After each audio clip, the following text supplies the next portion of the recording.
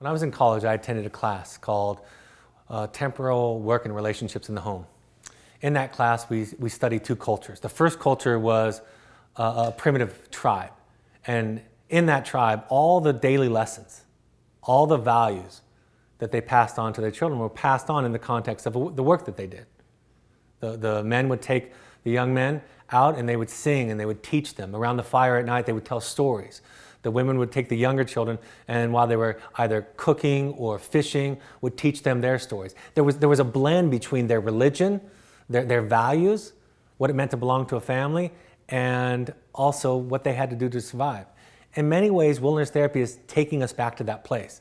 In our culture, sometimes it's hard to teach the lessons that we want to pass on. We're not always on the farm, so the lesson of what you sow is what you reap is not an easy one to pass on to our children.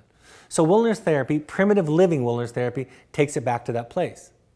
It's in the context of our struggles sometimes that we learn the valuable lessons of who we are and what it means to belong.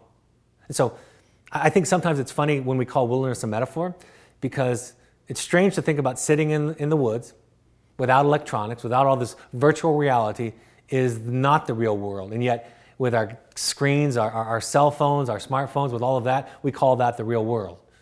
So in some ways, wilderness therapy is a visiting of the real world. And it's really, for me, a place to learn to feel. I think without the distractions that our lives are so filled up with, I think we can more easily access our feelings and come to know ourselves. And so that's an important part of it. I think more than when we started Evoke therapy years ago, removing all of our digital influences in our lives is important. Somebody called wilderness therapy a digital detox. And so it's camping, it's hiking, it's making fire, it's cooking over an open flame in a small group, moving from place to place. And while we might say it's a metaphor for life, I might suggest that it's actually more like real life. It helps us to get in touch with our authentic selves because we don't have things taking us out of our reality, if you will. So wilderness therapy doesn't need to be thought of as a program of last resort. It doesn't need to be thought of like it was many years ago as simply a wake-up call. I think it's a return to our spirituality. Abraham Maslow said in his famous hierarchy of needs that at the bottom of the pyramid, there is the survival needs, food, water, and shelter. And then as you move up the pyramid, he talks about more psychological needs, what it means to belong, what it means to be a self. And wilderness therapy tips that upside down, mingles it all together and says it's sometimes the contrived or the uncontrived lessons. Sometimes it's just the life that teaches us. And when we contrive lessons, we find that the overall impact of wilderness therapy diminishes. So for us, it becomes its own lesson.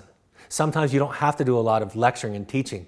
Sometimes walking in the front door of therapy is not the most effective way. Sometimes walking in the side or the back door is effective. Sometimes the lecture is the hike. Sometimes the lecture is the rainstorm and the thunder and the lightning.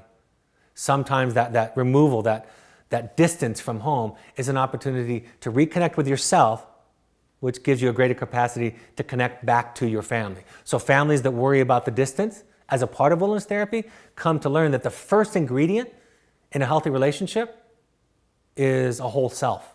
And wilderness therapy does just that. It helps one find one's whole self. So it's a different way of thinking about wilderness therapy than we've thought about it in previous years. It's a different way of thinking about therapy than we've thought about. Because all of our pain, all of our trauma, all of our wounds aren't stored in the prefrontal cortex. They're not stored in the verbal parts of our brain. They're stored throughout our brain and in the unconscious parts. And wilderness therapy helps access that. Children are outside of their comfort zone. Participants stretch themselves and they find a new version of themselves and they fall in love with it. And that's really the way that I like to think of wilderness therapy.